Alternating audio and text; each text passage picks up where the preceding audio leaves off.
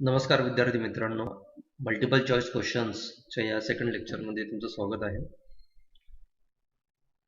आज आपण sequential circuit, design of sequential circuit हा जो आपला सेकंड चॅप्टर आहे एनालॉग अँड डिजिटल इलेक्ट्रॉनिक या कोर्सचा, त्यावर काही MCQs इथे आहेत ते आपण डिस्कस करूया. फर्स्ट MCQ जो की काउंटरवर आपल्याला इथे दिसतोय. अ counter circuit is usually constructed of. तर आपल्याला काउंटर सर्किटचं कन्स्ट्रक्शन बद्दल विचारलेलं आहे. तर काउंटर सर्किट्स हे नंबर ऑफ फ्लिप फ्लॉप्स अशा प्रकारे बॅक टू बॅक कनेक्शन्स केल्यानंतर आपल्याला मिळणार आहे, हे आपल्याला माहित आहे.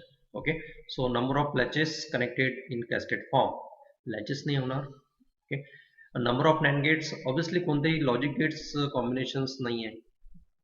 Number of flip flops, so C option मला करेक्ट दिसतो इथे. नंबर ऑफ नॉर गेट, कोणत्याही प्रकारचं लॉजिक गेट देणार नाही. Okay, so number of flip flops अशा प्रकारे बॅक टू बॅक कनेक्शन्स केल्यानंतर आपल्याला जो सर्किट इथे मिळतो त्याला आपण काउंटर सर्किट असं म्हणतो.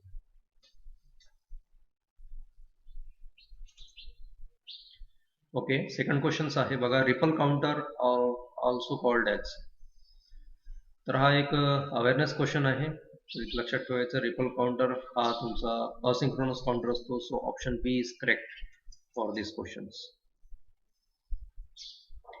Synchronous counter is a type of, हा सुद्धा एक जनरल अवेअरनेस क्वेश्चन्स आहेत.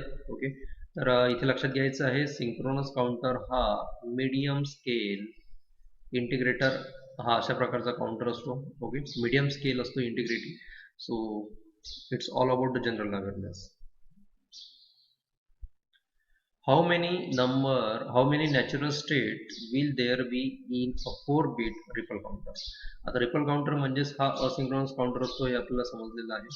ओके, आता इथे 4-bit असिंक्रोनस काउंटर मध्ये किती स्टेट्स आपल्याला मिळतील, हे अशा प्रकारचा क्वेश्चन विचारलेला आहे. आता 4-bit काउंटर आहे बघा, 1 2 3 and 4. ओके, 4 बिटचे नंबर ऑफ स्टेट कसे असणार आहेत, तर एक तर ऑल 4 बिट्स हे 0 0 असतील.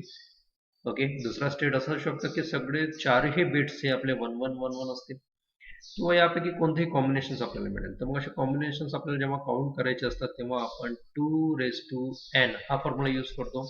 ओके, आणि 2n मध्ये हा जो n आहे, so n is nothing but bit. कोणता बीट आहे, तर इथे तुम्ही 2 बीट जर म्हटलं, 2 बीट असं जर आपल्याला सांगायचं झालं, सो 2 म्हणजे आपल्याला 4 स्टेट्स इथे आपल्याला मिळतील. ओके, जर 3 बिट्स बद्दल विचारलेलं असेल तर 2 to the power 3, so there is a 8 state. 4 bit, so 2 to the power 4, तर इथे आपण सांगू शकतो इट्स अ 16 स्टेट. ओके, फक्त इथे मित्रांनो लक्षात घ्यायचं आहे की 4 स्टेट तर आपल्याला मिळणार आहे, पण ते कुठून कशा मिळणार आहेत, तर 0 ही आपली पहिली स्टेट आहे आणि 0 पासून 3 पर्यंत अशा प्रकारे आपल्याला ह्या 4 स्टेट मिळतात. तसंच 0 to 7 अशा आपल्याला 8 स्टेट मिळतात आणि 0 to 15 ह्या अशा आपल्याला 16 स्टेट्स आपल्याला इथे मिळतात. ओके, सो 4 बिटचा क्वेश्चन आहे. So obviously there is a 16 natural state is the correct answer. How many different state does the 3-bit asynchronous counter आहे. आता पुन्हा 3 बिट साठी हा क्वेश्चन विचारलेला आहे. 3 बिट असेल तर लगेच फॉर्म्युला यूज करायचा, 2 to the power n, आणि n हा नंबर ऑफ बिट्स तुमचे असणार आहे. 2 to the power 3 म्हणजेच 8 डिफरंट स्टेट. एकतर तिन्ही फ्लिप फ्लॉप्स हे 0 असतील, एकतर तिन्ही फ्लिप फ्लॉप्स हे 1 असतील, किंवा यापैकी कोणतेही कॉम्बिनेशन्स आपल्याला इथे बघायला मिळू शकतो.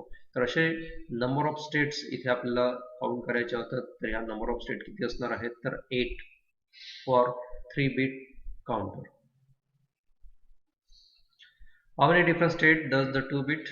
2-bit साठी सुद्धा तुम्ही 2 to the power n, 2 to the power 2 म्हणजे 4 states. So option B is correct for this question. Which of the following statement are true?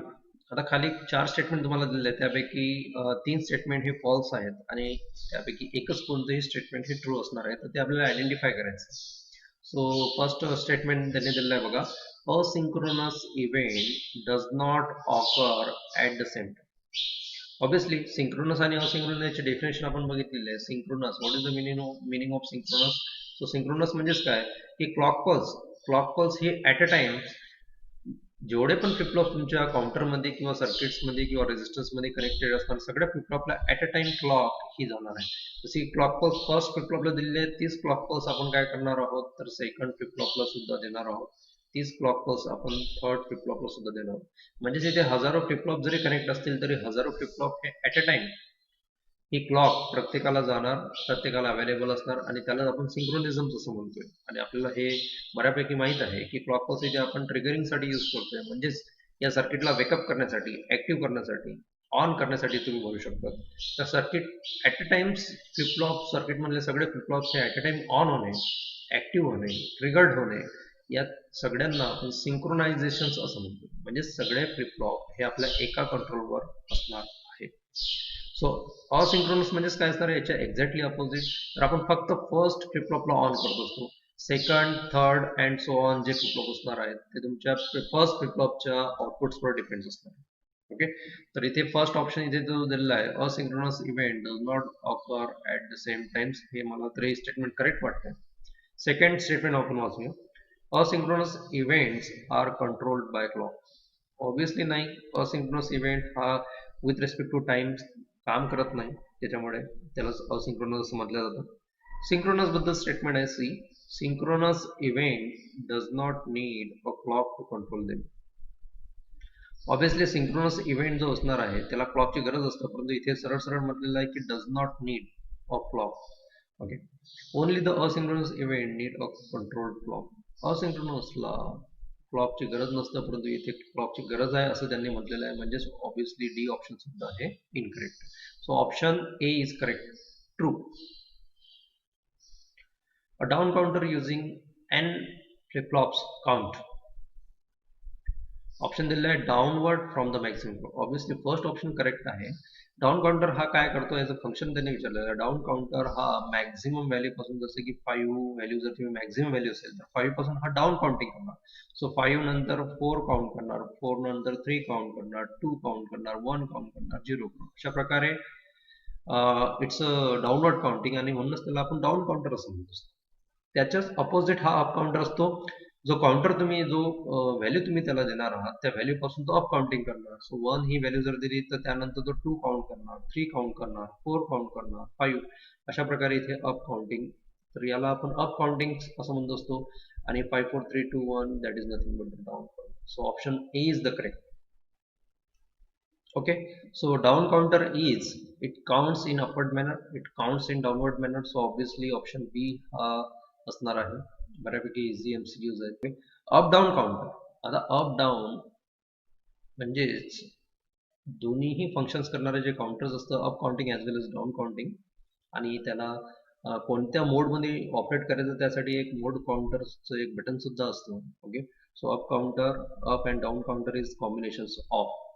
तर बघा कोणाकोणाचं कॉम्बिनेशन असणार आहे तर अप काउंटर्स आणि डाऊन काउंटर्स या दोघांचं कॉम्बिनेशन करून जे सर्किट आपल्याला मिळतं त्यालाच आपण अप डाऊन काउंटर असं म्हणतो. Up down counter is also non as. आता बघा अप डाऊन काउंटर हा अप मोड मध्ये सुद्धा काम करतो. ओके, आणि हा डाऊन मोड मध्ये सुद्धा काम करतो. तर याला आपण मल्टी मोड म्हणू शकतो का? तर multi mode counter is the correct. Multi counter नाही म्हणू शकत, ड्युएल काउंटर नाही म्हणू शकत. ओके, किंवा टू काउंटर हे अशा प्रकारचे वर्ड्स आपण कधी यूज करतच नाही. ओके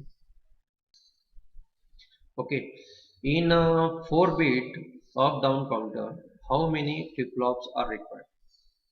4 बीट आहे, अप डाऊन काउंटर्स आहे, तर किती फ्लिप फ्लॉप लागेल? जेवढे बिट्स आपल्याला तयार करायचे असतात तेवढेच आपल्याला काउंटर्स, तेवढेच आपल्याला फ्लिप फ्लॉप्स ची गरज असतं, हे आपण बघितलेलं आहे. 2 बीटसाठी 2 फ्लिप फ्लॉप्स, 3 बीटसाठी 3 फ्लिप फ्लॉप्स, 4 बीटसाठी 4 flip flops. So option C is correct. Register is define as. Obviously register हा सुद्धा फ्लिप फ्लॉपचा एक ग्रुप असतो. नंबर ऑफ फ्लिप फ्लॉप्स अशा प्रकारे कनेक्शन्स असतात. So it's a group of flip flop. आता इथे ग्रुप ऑफ फ्लिप फ्लॉपचे जवळपास सी आणि डी असे दोन ऑप्शन्स आपल्याला इथे दिसत आहेत. So group of flip flops, group of flip flops suitable for storing 1 bit information. आणि इथे काय सांगितलेलं आहे डी ऑप्शन्स मध्ये, suitable for storing binary information. आता 1 बिट इन्फॉर्मेशन स्टोअर करणे म्हणजे एक तर 0 स्टोअर करणे किंवा एक तर 1 स्टोअर करणे. तर either you store the 0, either you store the 1. तर रजिस्टर मध्ये बघा, तर रजिस्टर जर सपोज 3 बिटचा रजिस्टर जर असेल तर तो 3 बिट इन्फॉर्मेशन स्टोअर करू शकतो, 0 1 0 अशा प्रकारे. ओके, तर या कम्प्लीट याला आपण बायनरी इन्फॉर्मेशन असं म्हणूया. Okay, so option D is more correct. Register is a type of, obviously register is nothing but it's a sequential type. का बरं, तर आपण डेफिनेशन मध्येच बघितलेलं आहे की चॅप्टर फर्स्ट मध्ये आपण सगळे कॉम्बिनेशनल सर्किट्स आपण स्टडी केलेत आणि चॅप्टर 2 मध्ये आपण सिक्वेन्शियल सर्किट स्टडी केलेले आहेत. या दोघांमधला जो डिफरन्स आहे तो फक्त मेमरीचा डिफरन्स आहे. सिक्वेन्शियल सर्किट्स मध्ये मेमरी हा एलिमेंट्स तिथे अवेलेबल असतो आणि कॉम्बिनेशनल सर्किट्स मध्ये मेमरी एलिमेंट्स अवेलेबल नसतो. So register is the kind of the circuit which having a memory. So that's why the option A is correct. Sequential circuit हा correct option असणार. How many types of register are? किती टाईपचे resistors असतात? Actually हा question थोडा मला अर्धवट वाटतोय कारण की इथे एक स्पेसिफाय असायला पाहिजे की कोणत्या रजिस्टर बद्दल तुम्ही विचारता, शिफ्ट रजिस्टर और total register. So total registers जर आपण बघितलं तर बघा, शिफ्ट रजिस्टर आपले 4 शिफ्ट रजिस्टर आपल्याला माहित आहेत की सिरियल इन, सिरियल आउट, त्यानंतर सिरियल इन, पॅरलल आउट, तसंच पॅरलल इन, पॅरलल आउट, आणि आपण अजून म्हणू शकतो parallel in, serial out.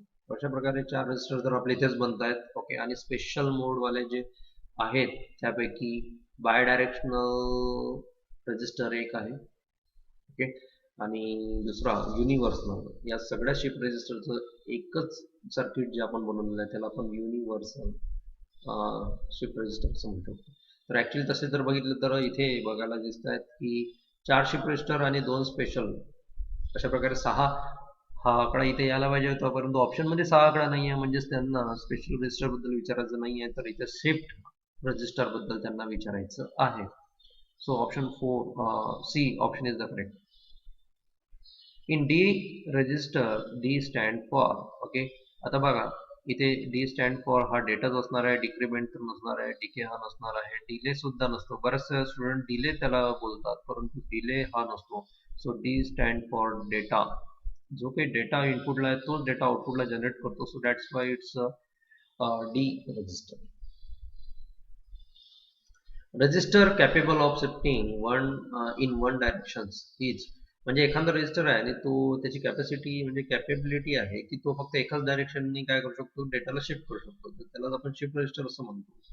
But इथे शिफ्ट रजिस्टर वाले किती ऑप्शन्स आहेत, तर इथे 3 ऑप्शन्स आहे बघा. शिफ्ट रजिस्टर, अच्छा शिफ्ट रजिस्टर, शिफ्ट 4ही ऑप्शन शिफ्ट रजिस्टरचे आहेत. त्यापैकी वन डायरेक्शनल, तर वन डायरेक्शनला आपण युनि डायरेक्शनल असं म्हणू शकतो का? Okay, so unidirectional shift register असं म्हणूया. कारण की युनिव्हर्सल शिफ्ट रजिस्टर तर नसणार आहे, युनिपोलर सुद्धा नसणार आहे, युनिक एकुलता एक शिफ्ट रजिस्टर, जगात दुसरा कोणीच नाही असा, युनिक पण नसणार आहे. So obviously option B is the correct. A shift register is defined as, बघा शिफ्ट रजिस्टरची इथे तुम्हाला डेफिनेशन विचारलेली आहे. A register capable of shifting the information to another register. एका रजिस्टर पासून दुसऱ्या रजिस्टरला इन्फॉर्मेशन शिफ्ट करतोय. ऑप्शन ए ठीक, ऑप्शन बी पण रीड करूया. The register capable of shifting the informations either to the right or to the left. The register, हा इथे बघा शिफ्ट रजिस्टर स्पेसिफाय असलेल्यामुळे शिफ्टिंग एक तर राईट साईडला होणार किंवा लेफ्ट साईडला होणार. ओके, या पहिल्या ऑप्शन मध्ये तो कुठे शिफ्टिंग होणार ते सांगितलेलं नाहीये. सी ऑप्शन मध्ये the register capable of shifting the information to the right only, आणि सी ऑप्शन मध्ये फक्त राईट म्हटलेलं आहे, म्हणजे लेफ्टला जर शिफ्टिंग झालं तर त्याला आपण शिफ्ट रजिस्टर नाही असं म्हणू शकणार नाहीये. डी या ऑप्शन मध्ये the register capable of shifting the information left बद्दल बोललेलं. ओके, सो राईटलाच असेल तरच त्याला शिफ्ट रजिस्टर म्हणायचं असं नसतं, किंवा लेफ्टला जर शिफ्टिंग होत असेल तरच त्याला शिफ्ट रजिस्टर म्हणायचं असं पण नाहीये ना. सो ऑब्विसली राईट किंवा लेफ्ट कुठे पण शिफ्टिंग होऊ द्या, परंतु शिफ्टिंग जर होते आहे इन्फॉर्मेशनची तर that is nothing but the shift register. So option B is the correct. In serial shifting method data shifting offers. आता सिरियल शिफ्टिंग आणि पॅरलल शिफ्टिंग अशा 2 शिफ्टिंग असतात. पॅरलल शिफ्टिंग मध्ये ऍट अ टाइम डेटा हा प्रत्येक flip flop मध्ये एकाच single clock मध्ये स्टोर्ड होतो, किंवा लोड होतो असं आपण त्याला म्हणू शकतो. आणि सिरियल मध्ये काय असतं की डेटा हा फक्त एका बीटला फक्त एकच डेटा शिफ्टिंग होतो, पहिल्या फ्लिपफ्लॉप पासून दुसऱ्या फ्लिपफ्लॉपला, दुसऱ्या फ्लिपफ्लॉप पासून पहिल्या तिसऱ्या फ्लिपफ्लॉपला, अशा प्रकारे हा डेटा काय होत राहतो, शिफ्टिंग होत राहतो. So 1 bit at a time simultaneously नाही होणार, 2 बीट ॲट अ टाइम्स नाही होणार, 4 बीट ॲट अ टाइम्स सुद्धा नाही होणार. So 1 bit at a times जो शिफ्टिंग असतो that is nothing but it's a serial shifting method. Based on how the binary information is entered or shifted out, the shift register is classified. खूप चांगल्या प्रकारे प्रश्न विचारलेला आहे, सगळी information इथे दिलेली आहे.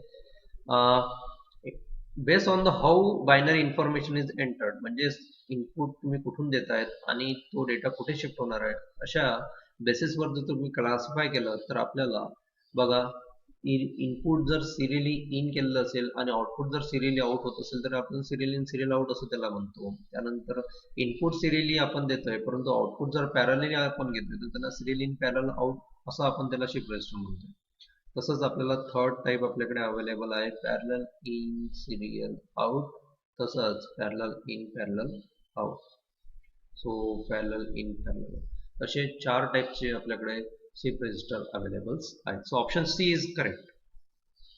The full form of SIPO, obviously serial in parallel out. कुठे दिसतंय बघा option serial in parallel out.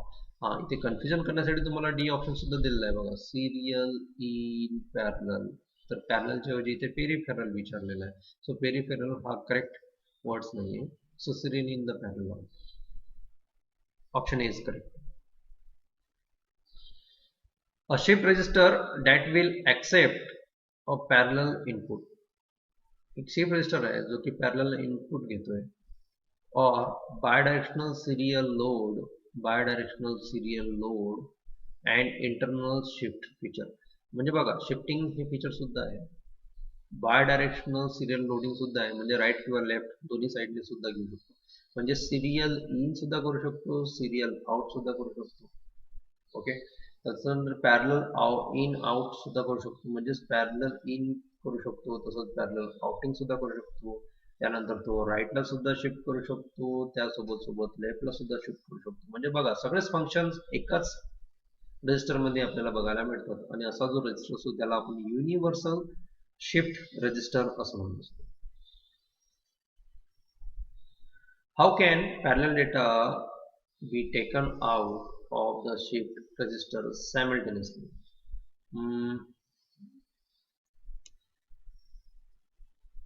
काय सांगता येईल आपल्याला इथे, तर parallel data taken out shift register simultaneously. At a time आपल्याला पॅरलल डेटा आउटपुटला घ्यायचा आहे, म्हणजेच फर्स्ट, सेकंड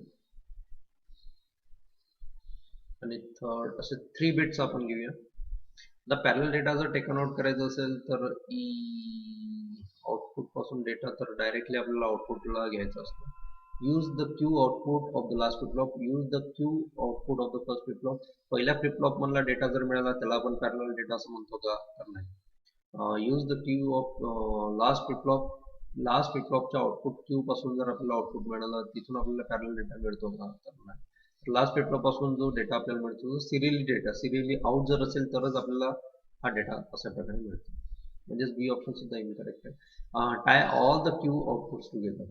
बघा हे सगळे जर आपण अशा प्रकारे शॉर्ट केले आणि याच्यापासून जर एक आउटपुट दिलं तर याला तुम्ही पॅरलल आउटपुट म्हणणार का, तर ऑब्विसली नाही.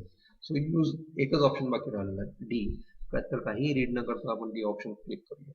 Use the Q output of the A. Obviously प्रत्येक आउटपुट सेपरेटली जेव्हा आपण घेणार तेव्हाच त्याला आपण पॅरलल आउटपुट असं आपण म्हणू शकतो. What is mean by parallel load of shift register. आता जेव्हा आपल्याला डेटा हा लोड करायचा असतो तर त्यावेळेस हा पॅरलल लोडिंग करायचं असतं, म्हणजेच काय करायचं असतं तर all the flip flops are preset with data. Okay, सगळ्या फ्लिपफ्लॉप्स हा काय प्रीसेट केला जातो, म्हणजेच अगोदरपासूनच तो सेट केला जातो विथ डेटा. जो काही डेटा त्याच्या इनपुटला अवेलेबल्स आहे तो डेटा आपण या पॅरलल लोडिंग या फंक्शनॅलिटीने आपण त्याला देऊ शकतो. जसं की इथे बघा 2 बीट फ्लिपफ्लॉप्स आहेत आणि रजिस्टर आहेत. आणि 2 फ्लिप फ्लॉप आपण इथे काढलेले आहेत. आता आपल्याला पॅरलली लोडिंग करायचं आहे. म्हणजेच काय की माझा या बिटला असलेला डेटा हा फर्स्ट फ्लिप फ्लॉप मध्ये लोड करायचा आहे आणि या बिटला असलेला डेटा माझा सेकंड फ्लिप फ्लॉप मध्ये मला लोड करायचा.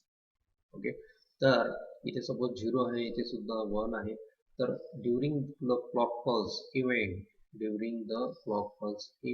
तर या क्लॉक पल्स इव्हेंटला पहिल्या क्लॉक पल्सच्या पर्टिक्युलर फॉलिंग एजला सपोज आपण कन्सिडर करूया, हा डेटा माझा काय होणार या फ्लिप फ्लॉप मध्ये स्टोअर होणार.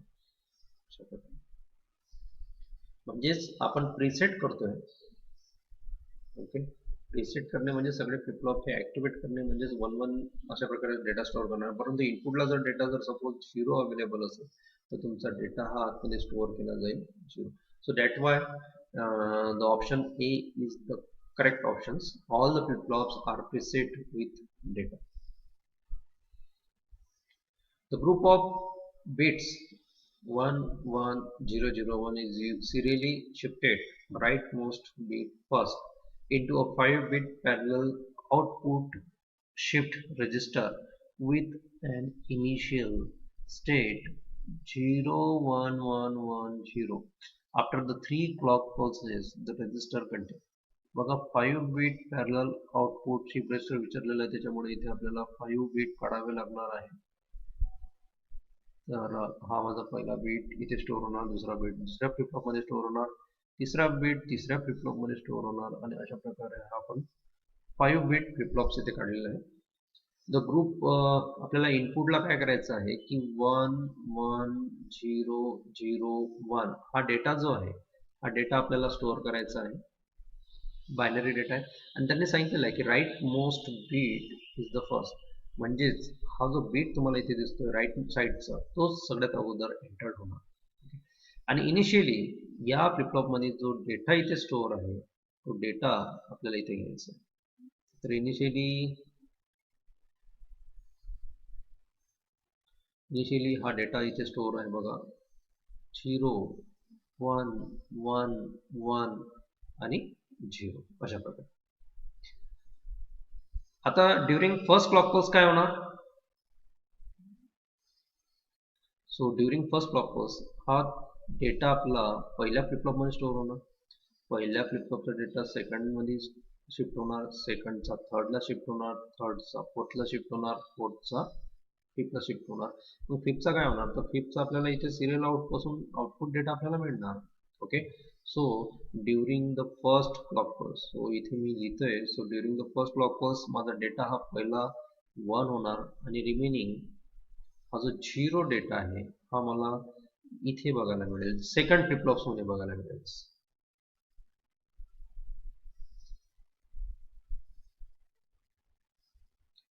सेकंड फ्लिप फ्लॉपला आपण थोडा डिफरंट कलर घेऊया 0.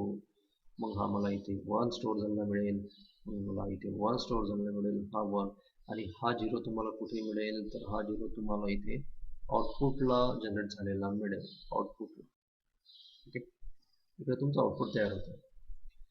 तशाच प्रकारे सेकंड क्लॉक पल्सला काय होणार आहे,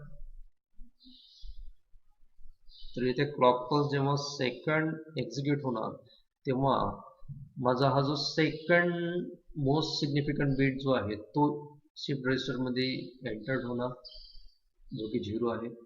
हा जो 1 डेटा आहे हा शिफ्ट होणार सेकंड फ्लिप फ्लॉप मध्ये. ओके, आणि रिमेनिंग जे इनिशियल डेटा होता तो इनिशियल डेटा आपल्याला अशा प्रकारे इथे शिफ्ट झालेला दिसेल. थर्ड फ्लिप फ्लॉप मध्ये 0 आणि थर्ड फ्लिप फ्लॉपचा डेटा फोर्थ फ्लिप फ्लॉप मध्ये, फोर्थ फ्लिप फ्लॉपचा डेटा फिफ्थ फ्लिप फ्लॉप मध्ये आणि फिफ्थ फ्लिप फ्लॉपचा डेटा आउटपुटला गेलेला आपल्याला मिळेल. सो अगोदर आपल्याला इथे 1 आउटपुट मिळालं होतं, पुन्हा इथे 1 आउटपुट आपल्याला मिळणार आहे. Okay, during the third clock pulse, okay during the third clock pulse माझा जो थर्ड जो बीट आहे जो की पुन्हा एक 0 बीट आहे, हा माझा फर्स्ट बीट होता, हा सेकंड बीट होता आणि हा माझा थर्ड बीट आहे. फर्स्ट सेकंड आणि हा थर्ड बीट. सो हा थर्ड बीट इन होणार शिफ्ट रजिस्टर मध्ये. जो डेटा सेकंडला होता तो थर्डमध्ये शिफ्ट होणार आणि जो डेटा माझा फर्स्टला होता तो माझा सेकंड फ्लिप फ्लॉपमध्ये शिफ्ट होणार. ओके. आणि रिमेनिंग मला जे प्रिव्हियस इनपुट इनिशियली जे इथे होते ते अशा प्रकारे इथे शिफ्टिंग झालेले मला मिळते. इथे 0. ओके. फोर्थचा हा फिफ्थला डेटा शिफ्ट झालेला असा मिळेल आणि हा फिफ्थचा जो आहे तो आउटपुटला आपल्याला गेलेला मिळेल. ओके. तर इथे जो आहे तो सुद्धा आपल्याला थर्ड वन हा आउटपुटला गेलेला मिळेल. इथे इथे बघा सगळ्यात अगोदर हा 0 आउटपुटला आलेला होता. ओके. म्हणजे इथे 0 1 नंतर 1 1 0 इथे आउटपुटला आपल्याला मिळेल. तर हे बायनरी आउटपुट इथे आपल्याला मिळते. तर इथे आपल्याला आफ्टर 3 क्लॉक पल्स हाच क्वेश्चन विचारलेला आहे. सो आफ्टर 3 क्लॉक पल्स, तर या क्लॉक पल्स नंतरची कंडिशन आहे. तर तुमच्या या रजिस्टरमध्ये जर तुम्ही बघितलात तर हा असा डेटा तुम्हाला स्टोअर झालेला मिळतो. पहिल्या रजिस्टरमध्ये पहिल्या फ्लिप फ्लॉपमध्ये 0 स्टोअर आहे, सेकंड फ्लिप फ्लॉपमध्ये सुद्धा 0 स्टोअर आहे, थर्डमध्ये 1, फोर्थमध्ये 0 आणि फिफ्थमध्ये सुद्धा. तर असं ऑप्शन इथे दिसतंय का बघा बरं. 0 0 1 0 1.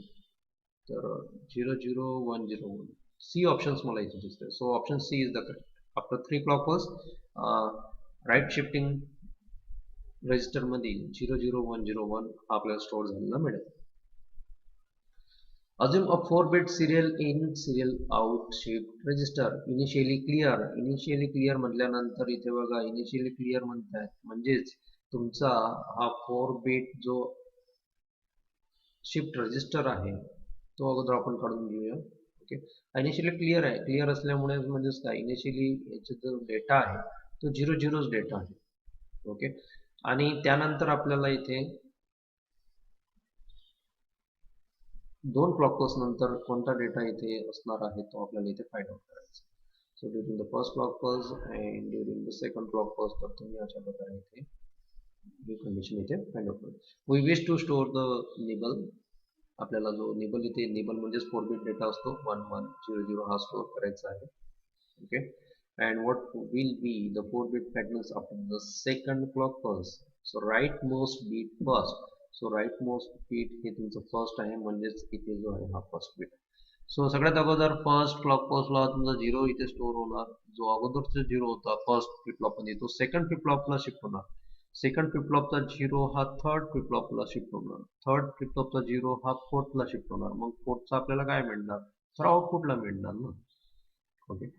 तसंच सेकंड क्लॉक पल्सला काय होणार तर सेकंड क्लॉक पल्सला आपला हा सेकंड बीट डेटा एंटर्ड होणार. ओके. सेकंड बीट डेटा जर इथे एंटर्ड केला तर हा इथे अशा प्रकारे स्टोअर होणार आणि माझ्या फर्स्ट फ्लिप फ्लॉपचा डेटा हा सेकंडला शिफ्ट होणार. सेकंड फ्लिप फ्लॉपचा डेटा थर्डला शिफ्ट होणार.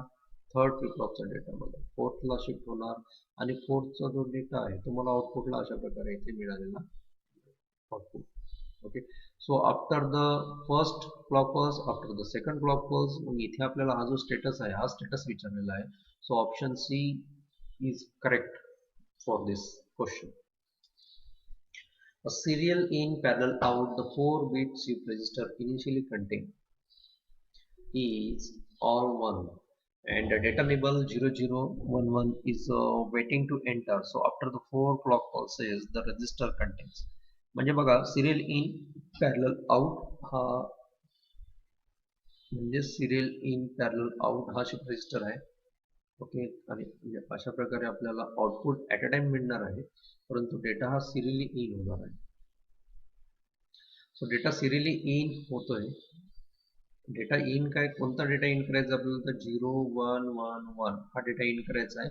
आउटपुट डेटा आपल्याला डायरेक्टली इथून मिळणार आहे. प्रत्येक बीट म्हणून आपल्याला आउटपुट डेटा मिळणार. So serially in. So after the 4 clock pulses. So after the 4 clock pulses तर हा डेटा बघा पहिल्या क्लॉक पल्सला जी कंडिशन असणार आहे ती असणार आहे की तुमच्या पहिल्या फ्लिप फ्लॉप मध्ये हा 1 स्टोअर असणार आहे. बाकी रिमेनिंग जे फ्लिप फ्लॉप्स आहेत ते इनिशियली ऑल वन्स आहेत.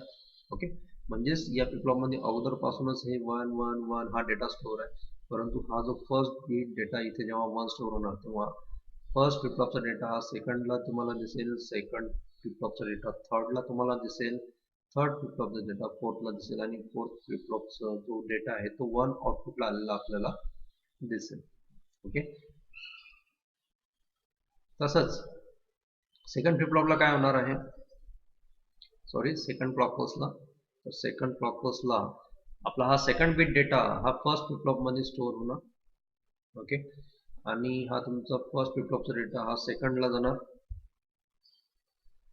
सेकंडचा डेटा थर्डला, थर्डचा डेटा फोर्थला, आणि हा फोर्थ तुमचा आउटपुटला. तसंच फोर्थ क्लॉक पल्स पर्यंत आपल्याला हे काढायचं आहे बघा. 1 1 1 1च येणार आहे. फोर्थ क्लॉक पल्सला बघा, फोर्थ क्लॉक पल्सला 0 हा एंटर होणार. ओके, फर्स्ट फ्लिप फ्लॉपचा डेटा हा सेकंड फ्लिप फ्लॉप 1 मध्ये असा आपल्याला दिसेल, सेकंडचा डेटा थर्डला दिसेल, थर्डचा डेटा फोर्थला दिसेल, आणि हा फोर्थ जो आहे तो अशा प्रकारे तुम्हाला बाहेर गेलेला दिसेल. तर आफ्टर 4 क्लॉक पल्स 1 1 1 आउटपुट तुम्हाला हे मिळालेलं असणार आहे. बट तुमचा रजिस्टरमध्ये कोणता डेटा कंटेन आहे ते तुम्हाला विचारलेलं आहे. सो ऑप्शन 0 1 1 1 हा तुमचा ऑप्शन असेल. So 0 1 1 1 this is the correct option. A 4-bit shift register that receive a 4-bit of parallel data will shift to the, obviously 4-bit अशा प्रकारे 4-bit हा शिफ्ट रजिस्टर इथे आहे. ओके, आणि हा डेटा राईट साइड पासून in झालेला असेल तर राईट इथे ऑप्शन येणार. So right side by 1 positions, प्रत्येक 1 पोझिशन्सनी हे काय होणार आहे, डेटा शिफ्ट होणार आहे. म्हणजेच बघा, फ्लिप फ्लॉप 0 चा डेटा हा फ्लिप फ्लॉप 1 ला स्टोअर होणार, आणि फ्लिप फ्लॉप 1 चा हा 2 ला स्टोअर होणार, आणि फ्लिप फ्लॉप 2 चा हा 3 ला स्टोअर होणार आहे. तर अशा प्रकारे जो 4-बिट शिफ्ट रजिस्टर बद्दल यांनी विचारलेलं, so four bit parallel data, four bit parallel data हा आपल्याला डेटा इन होणार. So at a time data हा इन होणार बघा, 0 1 0 1 असा आहे ना, बट आउटपुट आपल्याला शिफ्टिंगच मिळणार आहे. तर हा data after the first clock pulse कसा राहणार आहे, तर 0, आणि हा 0 स्टोअर होणार, 0 1 0, आणि हा 1 आपल्याला बाहेर मिळालेला असणार आहे. ओके, 0 नंतर मग बघा इथे 0 हा इथे 1 स्टोअर आहे, आणि हा 0 आपल्याला बाहेर मिळालेला असणार आहे. ओके, तर अशा प्रकारे आपल्याला शिफ्टिंग इथे बघायला मिळते. तर शिफ्टिंग जी आहे, हे शिफ्टिंग आपल्याला 1 1 बिटची शिफ्टिंग होते. So 1 at a time 1 positions for each clock अशा प्रकारे शिफ्टिंग होते. So right 1 is the correct option, right comma 1. How many clock pulses will be required to completely load serially a 5-bit shift register? The 5-bit shift register आहे, प्रत्येक क्लॉकला एकच data हा in होतो, हे आपल्याला आतापर्यंत समजलेलंच आहे. ओके, तर इथे 5-बिट डेटा हा कम्प्लिटली लोड करण्यासाठी किती वेळ लागेल किंवा किती क्लॉक पल्स लागतील, तर बघा 0 0 1 0 1, सपोज हा डेटा आहे जो की आपल्याला लोड करायचा. तर बघा, पहिल्या क्लॉक पल्सला माझी पोझिशन ही अशी राहणार आहे की पहिल्या क्लॉक पल्सला हा 1 इथे स्टोअर होणार, दुसऱ्या क्लॉक पल्सला 0 1 अशी माझी पोझिशन मला दिसणार, तिसऱ्या क्लॉक पल्सला 1 0 1 अशी माझी पोझिशन इथे मला दिसणार, चौथ्या क्लॉक पल्सला 0 1 0 1 ही पोझिशन मला दिसणार. ओके, आणि पाचव्या क्लॉक पल्सला मला 0 0 1 0 आणि 1 अशा प्रकारे मला या पर्टिक्युलर ऑल फ्लिप फ्लॉप्स मध्ये स्टोअर डेटा मला मिळेल. म्हणजेच माझ्या रजिस्टरचा हा स्टेटस तिथे असणार आहे. Okay, so during this first clock pulse, during this second clock pulse, during this third clock pulse, or during this fourth clock pulse. So after the 4 clock pulse, okay, so हा आता इथे आपण हा जो first data इथे enter केला होता, तर आपली ही पहिली क्लॉक पल्स होती. First clock pulse, second clock पल्सला आपल्याला हा डेटा मिळालेला होता, थर्ड क्लॉक पल्सला हा मिळालेला होता, फोर्थला हा मिळालेला आहे, आणि हा जो डेटा मिळालेला आहे हा फिफ्थला मिळालेला आहे. So there is a 5 clock pulses required to load the data fully in the shift register. Parallel in parallel out shift register आहे. 4 बिट दिसतोय D0 D1 D2 आणि D3 अशा प्रकारे. म्हणजेच इथे हा पॅरलली इन 1 1 1 आणि 0 असा डेटा आहे. तर आफ्टर 3 क्लॉक पल्स, तर पहिल्या क्लॉक पल्सला हा डेटा इथे स्टोर होणार 1 1 1 0. ओके. आणि रिमेनिंग सेकंड क्लॉक पल्सला हा डेटा इथे आउटपुटला जनरेट होणार. बट तुमच्या इनपुटला जर पुन्हा हा डेटा जर अवेलेबल जर असेल तर तुमच्या इनपुटचा डेटा पुन्हा लोड होणार.